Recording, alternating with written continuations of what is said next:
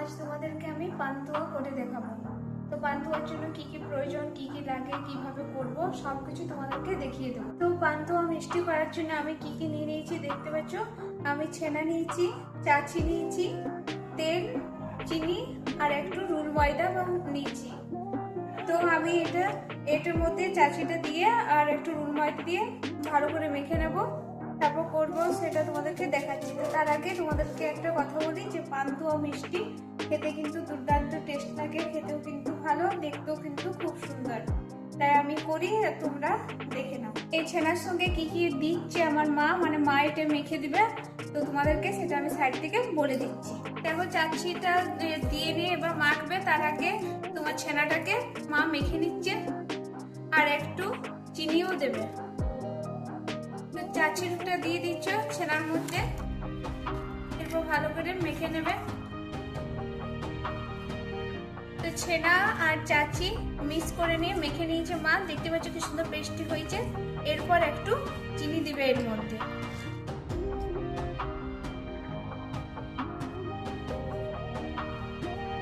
ছেনা, চাচি আর চিনি মাখা হয়ে গেছে, এর মধ্যে এবার ময়দা দিয়ে দিবে, রুল ময়দা। তো মা দিয়ে দিচ্ছে, দেখেছো রুল ময়দা না দিলে এটা নরম থাকলে মিষ্টিটা গড়ানো যাবে না, মানে পান্তুয়াটা ভালো করে গড়া হবে না, এটা ভেঙে যাবে, তার জন্য রুল ময়দাটা ব্যবহার করছে মা।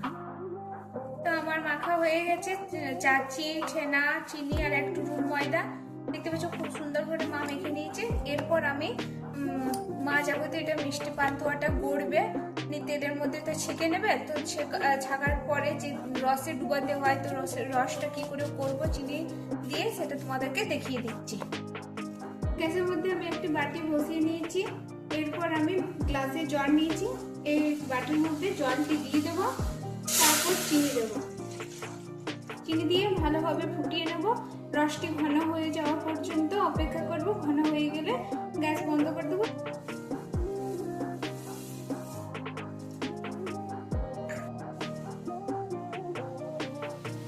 চিনির রস ফুটে গেছে এবং ঘন হয়ে গেছে, আর 5 মিনিট থাক। তো টোটাল 8 থেকে 10 মিনিট রাখলে হয়ে যাবে চিনির রস। তো তোমরা 8 থেকে 10 মিনিট ঘড়ি থেকে রাখবে মিডিয়াম ফ্লেমে। তো আমার মিষ্টি করার জন্য যেটা সবকিছু দিয়ে মেখে নিয়েছে, ছেনা, চাচি, চিনি, রুল ময়দা সবকিছু মিশিয়ে যেটা মেখে নিয়েছে, সেটার মধ্যে মা গোল গোল করে পাকিয়ে নিচ্ছে পান্তুয়া করার জন্য। তো পান্তুয়া কি করে গোল গোল করছে দেখতে পাচ্ছ, দুটো হাতের সাহায্যে একটু মাখাটা নিয়ে নিচ্ছে আর গোল গোল করছে। তোমরা এইভাবেই করবে। পান্তুয়া করার জন্য মা মেখে নিয়েছিল আর এটা মিষ্টিটা বানিয়েও দিয়েছে। তো এরপর তেলের মধ্যে ছেঁকে নিতে হবে। তো তেলের মধ্যে আমি কিভাবে ছেঁকে নিচ্ছি চলো দেখে নাও। কড়াই গরম হয়ে গেছে, এর মধ্যে আমি তেল দিয়ে দেব। আমি তেল দিয়ে দিচ্ছি। তেলটা গরম হয়ে যাওয়ার পর যে পান্তুয়াগুলো গড়া আছে সেগুলো এই তেলটার মধ্যে দিয়ে ছেঁকে নেব। তেল গরম হয়ে গেছে, এবার তেলের মধ্যে আমি পান্তুয়াগুলোকে ছেড়ে দেব আর ভেজে নেব।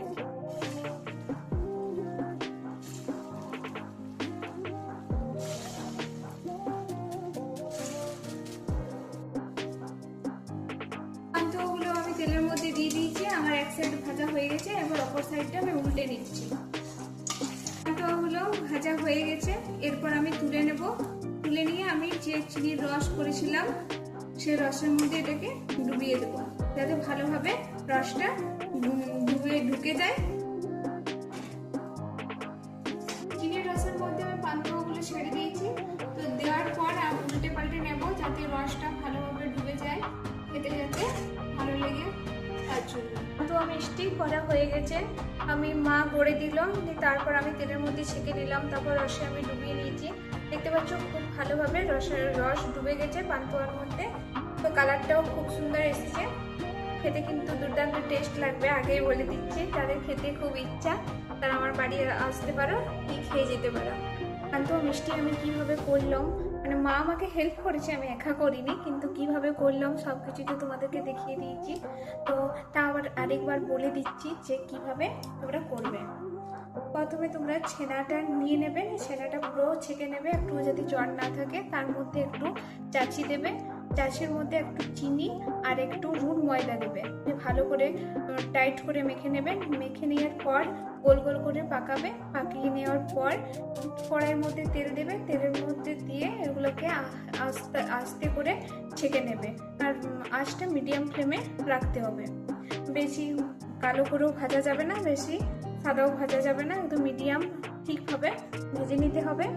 ভেজে নেওয়ার পর চিনির রস করতে হবে। তো চিনির রস কীভাবে করবে আমি তোমাদেরকে দেখিয়ে দিয়েছি, তবু বলে দিচ্ছি। জল নেবে, চিনি নেবে, যেমন মিষ্টি মানে পান্তুয়া বানাবে, বেশি যদি বানাও তো চিনির পরিমাণটা একটু বেশি দিতে হবে, আর যদি কম বানাও তাহলে চিনির পরিমাণটা একটু কম দিতে হবে। তো চিনি আর জল দিয়ে ভালোভাবে ফুটিয়ে নেবে। তো চিনি জলটা দিয়ে যখন ফুটবে তখন একটু যাতে ভালো ঘনভাবে আসে রসটা, সেটার দিকে লক্ষ্য রাখতে হবে। যাতে রসটা এমনি ঘন হলুদ ভাব হয়ে গেলে বুঝতে পারবে যে আমার রস হয়ে গেছে, চিনির রস হয়ে গেছে। তো চিনির রসটা হয়ে যাওয়ার পর ছেঁকে আমার পান্তুয়াগুলো তেলের থেকে ছেঁকে নেবে, সেগুলো রসের মধ্যে ডুবিয়ে নিতে হবে, উলট পালট করে নিতে হবে যাতে রসটা ভালোভাবে ঢুকে যায়। পান্তুয়া মিষ্টি হয়ে গেছে। তো আমার পান্তুয়া মিষ্টি আমি করলাম, সেটা তোমাদের কেমন লাগলো সেটা কমেন্টে জানাবে। আর যদি ভালো লেগে থাকে তো আমার চ্যানেলটিকে সাবস্ক্রাইব করে রাখবে, লাইক কমেন্ট এবং প্রচুর শেয়ার করে।